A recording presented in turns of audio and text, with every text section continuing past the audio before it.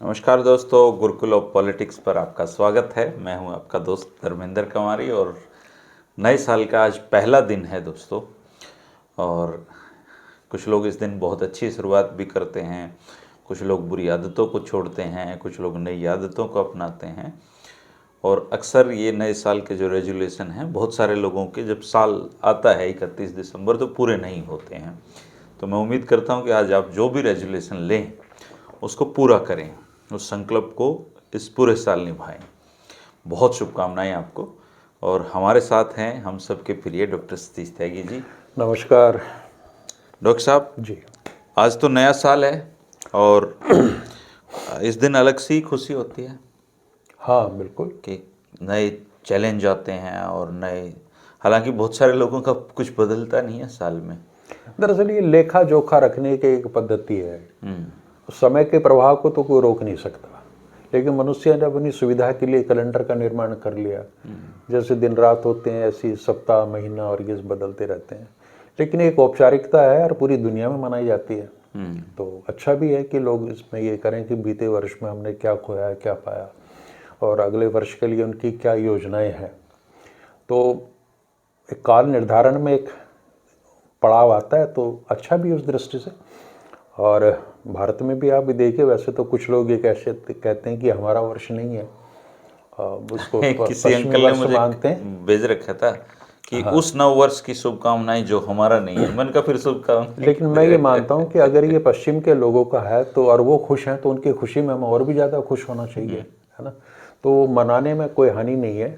जहाँ तक रिजोल्यूशन की बात है, देखिए मैं तो वर्षों तक मैंने रिजोल्यूशन लिया है, लेकिन उसकी अवधि जो है वो 24 घंटे कभी पूरी नहीं हुई। अच्छा जी। जैसे कोई चीज़ छोड़नी हो 12, 14, 15 घंटे में हिम्मत जवाब दे जाती थी। या कुछ नई चीज़ें पढ़नी है, जो भी कार्यक्रम बनाया है वो संकल्प मेरा तो 24 घंटे से ज़्यादा जिया नहीं। अच्छा जी। तो इसलिए मैं तो कई वर्षों से कोई संकल्प ही नहीं लेता।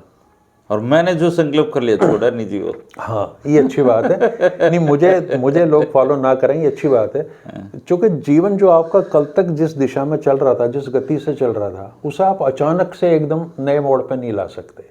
और जैसे आदतें, जैसे आपने अचानक चाय पीनी छोड़ दी थी, आपने पिछले साल 1 जनवरी को छोड़ी थी। संकल्प लिया अब मैं कॉफ़ी नहीं पीऊँगा, तो वो तो आपने कहाँ निभाने दिया, वो आप वो मैंने लिया नहीं तो संकल्प। मैं ये नहीं चाह रहा था कि आपका संकल्प पूरा हो। मुझे अपनी बहुमत भी तो जुटाना अपने साथ में ताकि मुझे अकेले लोग ये घोषित ना कर देंगे निकम्मा आदमी संकल्प पूरे नहीं कर पाता। तो मैं ऐसे मित्रों को ढूंढ रहा हूँ जिनके संकल्प पूरे ना हो। हाँ, संकल्प अगर आपने कोई बहुत अच्छा ले रखा, महान संकल्प, ये संकल्प नहीं है कि चाय नहीं पीऊँगा और सिगरेट छोड़ दूंगा, ये कोई संकल्प नहीं होते। संकल्प एक बहुत बड़ी चीज़ के साथ जुड़ा हुआ है, और उस तरह का संकल्प जब आप लेते हैं तो उसके लिए कोई दिन निर्धारित नहीं है, कभी भी ले लीजिएगा, है ना। और उसको आदमी पूरा करना चाहता है। संकल्प जो आपके अंदर से आ रहा हो और आप पूरी शिद्दत के साथ उसे पूरा करने में जब लगते हैं तो संकल्प के माने हैं। संकल्प राजनीतिक ना रह जाए। जैसे आजकल आते हैं अमुक दल का संकल्प पत्र, तो सबसे ज़्यादा तो मजाक इन्होंने बनाई ये शब्द की कि वो संकल्प सारे धरे के धरे रह जाते हैं जी। और वो एक बचाव भी है कि घोषणा पत्र की जगह संकल्प पत्र कह दो, ताकि एक बहाना मिल जाए कि भाई हमने तो संकल्प लिया था, अब नहीं पूरा हुआ, है ना। स्थितियां इस तरह की नहीं थी। तो नव वर्ष पे संकल्प जो भी लेना चाह रहे हैं उनको मेरी शुभकामनाएं हैं। और अब हमारे दर्शकों ने तो पूरे पिछले 1 साल में इतना हमें प्यार दिया है, और मैंने आज फेसबुक पे ये लिखा था कि भक्त गणों को नव वर्ष की हार्दिक शुभकामनाएं। और पिछले वर्ष जितनी शक्ति से उन्होंने पूजा भक्ति की थी वो और दुगनी शक्ति से करें। क्यों छेड़ते हो? तो मेरे एक मित्र पूछ रहे थे जी केवल भक्तों को। मैंने देखिए, भक्तों ने हमें भी पिछले साल बहुत प्यार दिया। चुनावी वर्ष था तो दे गालियां, दे ट्रोलिंग जबरदस्त, है ना। और अभी तक भी उनको चैन नहीं पड़ रहा था। अब उन्होंने चूंकि ये उनका अच्छा अनुभव हो गया, बड़ा ज्ञान हो गया, अभ्यास हो गया, तो मैं चाहता हूँ कि अगले वर्ष भी वो लगातार बढ़ता चला जाए। या तो वो ये संकल्प लें कि भाई हो गया अब हम नहीं करेंगे, वो उनके बस की बात नहीं है। जो उनको एक पाठ्यक्रम सिलेबस उनको दिया जाता है, तो अब उन्हीं के लिए हमारी पर अभी तो मैं देख रहा हूँ कि अपने प्यार करने वाले ही रह गए हैं बस। प्यार करने वाले की संख्या तो बहुत ज़्यादा है और वो मौलिक हैं, ओरिजिनल लोग ने तो हमारा साथ छोड़ दिया है। हाँ, नहीं उनको और प्रोजेक्ट मिल जाते हैं ना। अब दिल्ली चुनाव होंगे तो वहाँ उनकी ड्यूटी लग जाएगी, फिर बिहार में होंगे तो वहाँ लग जाएगी। काम बहुत है उन लोगों पे, तो इसीलिए मैंने उनके लिए प्रार्थना की थी कि भगवान उनको बहुत शक्ति दे कि वो पूरी ताकत के साथ इस मिशन में जुटे रहें। तो उनके लिए शुभकामनाएं। बाकी हमारे अपने जो मित्र हैं सही मायने में, उनके तो संकल्प रोज नई तरोताजगी लेते ही रहेंगे। मैं नए साल का जो पहला दिन होता है जी, चूँकि मैं रोज सुबह जॉगिंग पे जाता हूँ, तो नए साल के पहले दिन मुझे बहुत नए चेहरे दिखाई देते हैं। क्योंकि जो डेली वाले हैं वो तो एक दूसरे को पहचानते हैं, लेकिन नए साल पे कुछ लोग नए जूते और नए ट्राउजर के साथ दिखाई देते हैं, और वो 4, 5, 10 दिन तक मतलब दिखाई देंगे, फिर गायब हो जाते हैं। हाँ, ये जो सेहत के प्रति जो एक दृष्टिकोण होता है ना कि 1 जनवरी से मैं सुबह जल्दी उठ के घूमने जाऊंगा, है ना। तो बहुत से लोग तो चूंकि इस मौसम में कोहरा होता है, ठंड होती है, उनके संकल्प जो है वो 6-7 बजे तक खत्म हो जाते हैं वो नहीं जा पाते। कुछ हैं जो 1 सप्ताह निकाल लेते हैं, नए जूते वगैरह खरीदे हैं। फिर कुछ घर वालों का प्रेशर रहता है कि मजाक ना उड़ाएं लोग वगैरह, तो वो हफ्ता 10 दिन निकाल लेते हैं। तो सेहत के प्रति इस तरह के कोई संकल्प लोग लेते हैं तो बड़ी अच्छी बात है।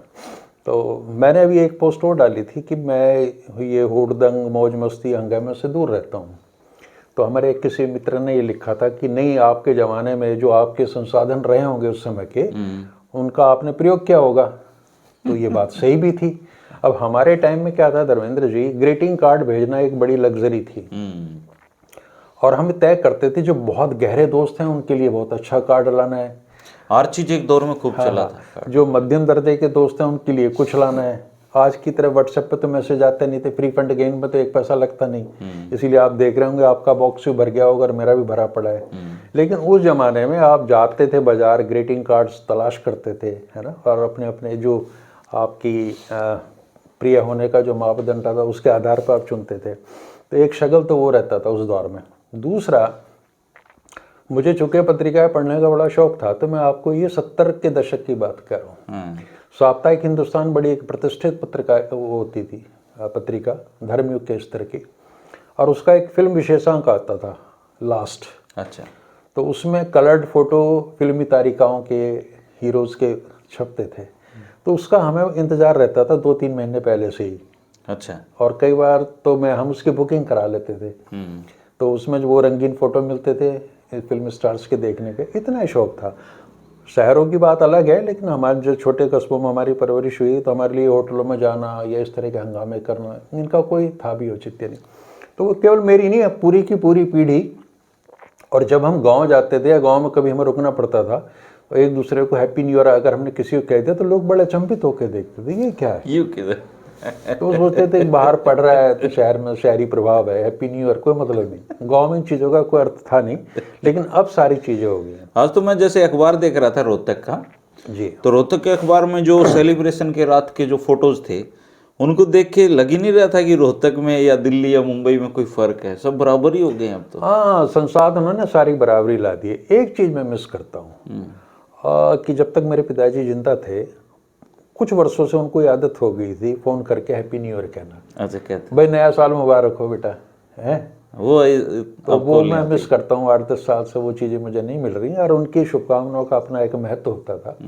अगर वो ना भी कहते तो तब भी वो सारी चीज़ें थीं। इस चीज़ का बड़ा अर्थ है कि आप पता है मुझे कि सामने वाले के दिल में मेरे लिए असीम प्यार है, सम्मान है, और उसको व्यक्त भी नहीं कर रहा तो तब भी मैं उसकी अहमियत समझ रहा हूँ।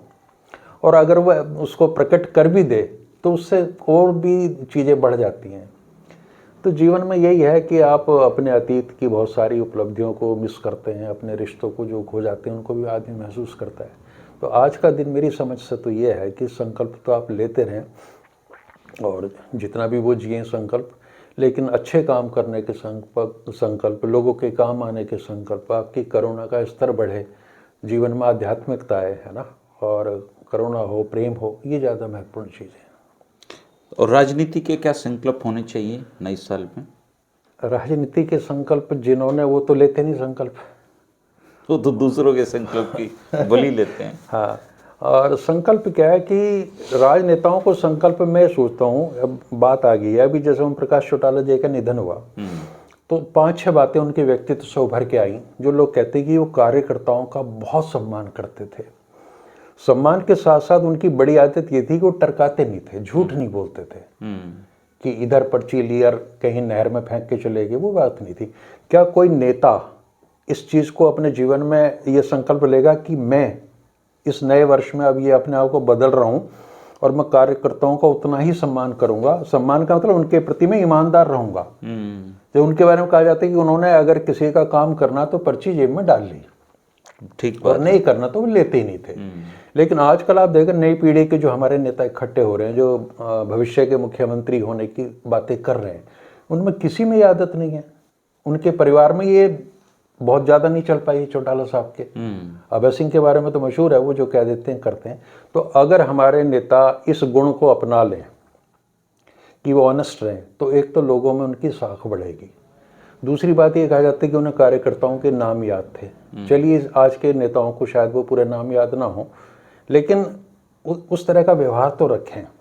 अगर ये इंटेग्रिटी, ऑनेस्टी उनमें आ जाए कि वो जो कहते हैं वो होता है, तो ये बहुत बड़ी बात है। तो इतने बड़े नेता को खोया, उसके जीवन से आप कुछ सीख लें। दूसरे ये कि हर के सुख दुख में शामिल होना उनकी बड़ी बात थी, है ना। तो जनसंपर्क उनकी सबसे बड़ी उपलब्धि थी, ईमानदार जनसंकल्प। अगर उस चीज़ को आज की पीढ़ी के नेता, जो भविष्य के मुख्यमंत्री, अगर वो अपने उतार लें जीवन में, तो उनका बहुत लाभ होगा। और मुझे नहीं लगता कि इस तरह का संकल्प कोई वहाँ ले रहा होगा। ले लेंगे तो ये उनके हित में भी है, इस प्रदेश के हित में भी है। और जो मौजूदा सरकार है, अपने नायब सैनी जी, उनको कैसे संकल्प लेने चाहिए? नायब सिंह सैनी जी को संकल्प तो देखिए, उन्होंने कहा जाता है, जब नेताओं की जीवनी आप लिखते हो, कि उन्होंने युवावस्था में ये संकल्प ले लिया था कि समाज के काम आना है, देश के लिए। और भाजपा और संघ में तो ये संकल्प शुरू से ही भर दिया जाता है।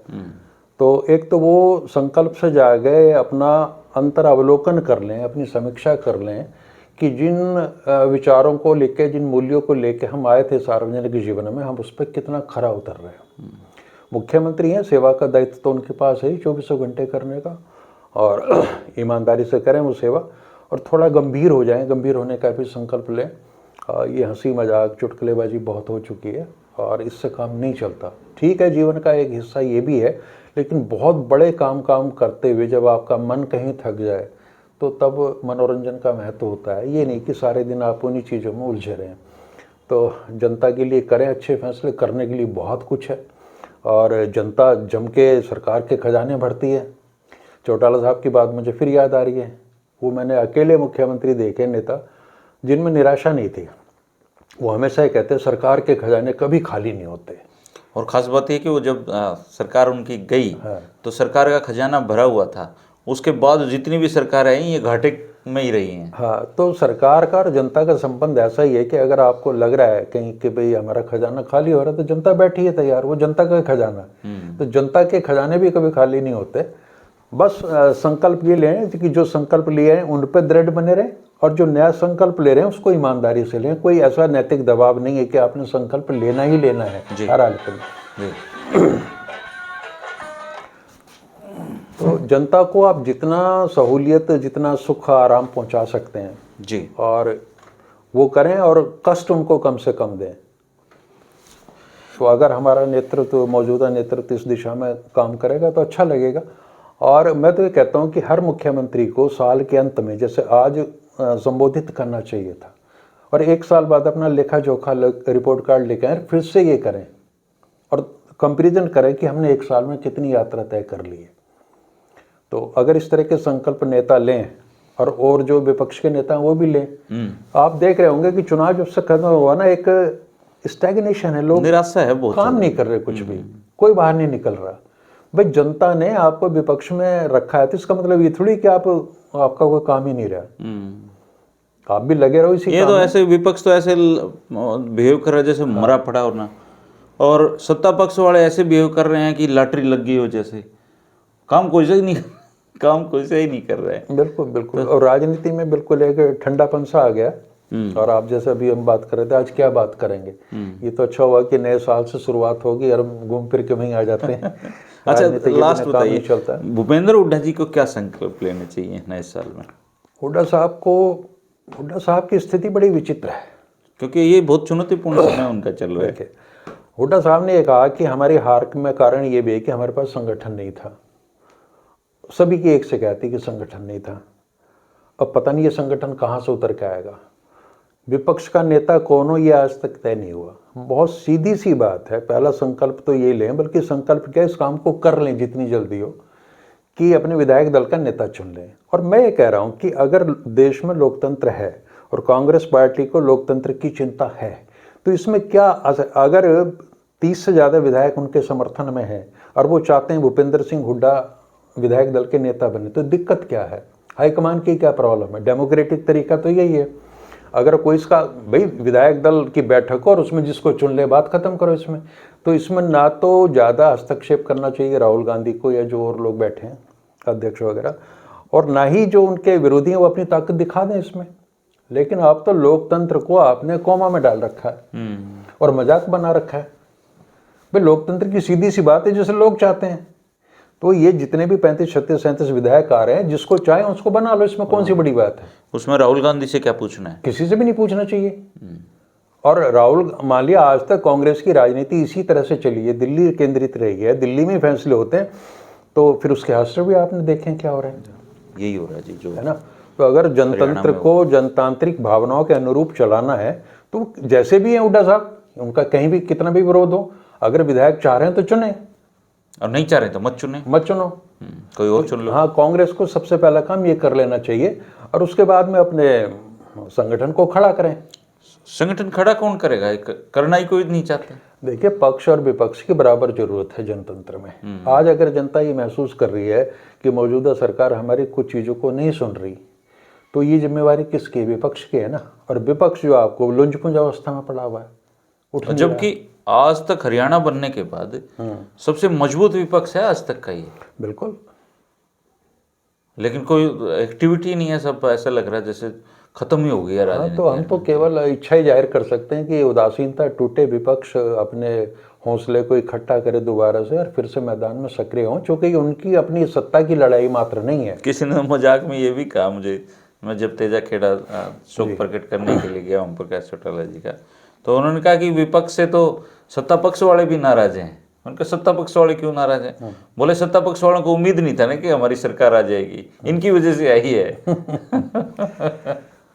दोनों पक्षों की जरूरत है, दोनों अपने अपने काम करें उसमें। और आप तेजा खेड़ा होए, हाँ, कैसा माहौल था वहाँ का? शोक प्रकट करने आ रहे थे, पर अब हैबिट बदल गई है लोगों की। मुझे पहली बार मतलब देख के लगा कि हरियाणा बदल, अब आप शोक प्रकट करने जा रहे हैं तो शोक प्रकट करने का मतलब होता है कि उस परिवार को संवेदनाएं, सांत्वनाएं देना। लेकिन लोग उनके साथ सेल्फियां ले रहे थे, मतलब वो एक आयोजन स्थल बना दिया लोगों ने। जबकि होना ये चाहिए था कि वहाँ बैठते लोग चौधरी साहब को याद करते, उनके कामों को याद करते। पर आजकल मुझे लगता है शोशोबाजी इतनी हो गई है। मैंने केवल वीडियोज देखे हैं कुछ। दूसरे चौटाला तो जबकि थोड़ा सा चिड़े भी हुए थे कि लोग वो बोले यार कांड पे आए हो तुम, फोटो खिंचवाने आए हो यहाँ पे। एक तो फोटो खिंचवा रहे थे। चीज मैंने देखी, महसूस की कि उनके जाने से अगर कोई सबसे ज्यादा सच में दुखी है और जिसके अंदर दुख समा गया, जिसकी पूरी पर्सनैलिटी में, वो अभय सिंह चौटाला। हाँ, है ना। उनसे उम्मीद ही की जाती थी कि बहुत जांबाज किस्म के नेता हैं, लेकिन वो आदमी कई बार टूटा है चौधरी साहब को याद करके। तो ये एक नयापन है। और अब तो नई जिम्मेदारी भी है उन पे, जो पगड़ी है उनको, वो उनको पहनाई गई। हाँ, इसको भी लेके बहुत आशंका थी कि किसको लोग, बड़े भाई अजय अभी हैं उनके। तो दोनों, वो चूंकि राजनीतिक परिवार है इसलिए उसकी पगड़ी के मायने वहाँ जुड़ते हैं। आम कोई वो होता तो बड़ा भाई जब तक है छोटे को पगड़ी तो जो सियासी विरासत है वो तो अभय सिंह चौटाला के कंधों पर बागी है। और बहुत सीमित से उनके, मतलब एक तो आदित्य चौटाला और उनके बेटे, ये दो ही विधायक हैं। तो नई, लेकिन जिस तरीके से लोग वहाँ पे चौटाला साहब को याद करने गए हैं, तो वो जो संख्या बल है वो हैरानी भरा है। वैसे ही मतलब आमतौर पे राजनेताओं को शोक प्रकट करने जाते हैं, पर वो इस बार तो मुझे लगता है कि सीमाएं ही टूटी हैं उसकी। हाँ, ये है कि एक तो विभिन्न प्रांतों से लोग आए हैं, बाहरी प्रांतों से लोग आए हैं, और सभी राजनीतिक दलों के लोग आए हैं, जो उनसे सहमत नहीं भी थे वो भी आए हैं। तो जिस तरह का सम्मान उनको मिला है ओम प्रकाश चौटाला जी को, मुझे उससे ये लग रहा है कि अभी शायद देश प्रदेश की जनता ये महसूस कर रही है कि ये इंडियन नेशनल लोकदल में अभी आँच बाकी है। ये बाकी है या उसको आँच देने की जरूरत है? हाँ। तो उस तरह की राजनीति जो राकेश टिकैत भी कह रहे थे कि गांव की, देहात की, किसान की, मजदूर की बात करने वाला राजनीति में अब बहुत बिरले लोग रह गए हैं और ज़रूरत उनकी है। आप इस राजनीति को अगर आगे नहीं बढ़ाएंगे फिर तो काम नहीं चलने वाला। तो ऐसे में जो भी यहाँ राजनीतिक दल सक्रिय हैं उनको अपनी भूमिका को रीडिफाइन करके इस समय राजनीति की इस धारा को जो गांव से, किसान से, मजदूर से और कमज़ोर लोगों से जुड़ती है उसको जिंदा रखना होगा। क्योंकि दूसरी धारा है उसके बारे में धारणा कुछ और है। तो अगर देखें राजनीति के लिए तो स्कोप बहुत ज़्यादा है। अब धरातल पर आप लोग काम करेंगे ईमानदारी से तो उसके परिणाम भी आएंगे। तो मुझे ये लग रहा है कि इंडियन नेशनल लोकदल के अंदर क्षमता है, लेकिन मेहनत बहुत चाहिए और उसी तरह का जो चौटाला साहब की पर्सनैलिटी थी उसी के साथ जाके लोगों के साथ जुड़ना होगा तो संभावनाएं बनेंगी, बदलाव आएंगे। हाँ बिल्कुल। दोस्तों ये थी राजनीति और नए साल और उस संकल्प पे थोड़े आपसी बातचीत, और हमारी यही आपस में एक प्रगाढ़ता है कि हम सामाजिक और राजनीतिक सारे विषयों पे बातें कर लेते हैं। एक बार फिर आपको नए साल की बहुत शुभकामनाएं। आपके सारे सपने इस साल पूरे हों और आप कुछ अच्छे संकल्प लें, बेहतर खुद को बनाने के संकल्प लें और खुशी से रहें और हमारी दुआएं आपको लग जाएं, ऐसी कामना हम करते हैं। मिलते रहेंगे साल भर और सारे विषयों के साथ। और आप बता सकते हैं आपने इस साल क्या संकल्प लिया है या किसी को क्या संकल्प लेने चाहिए। आप अपनी कमेंट में अपनी राय जरूर दर्ज करवाइएगा। शुक्रिया, नमस्कार। नमस्कार, बहुत बहुत शुभकामनाएं।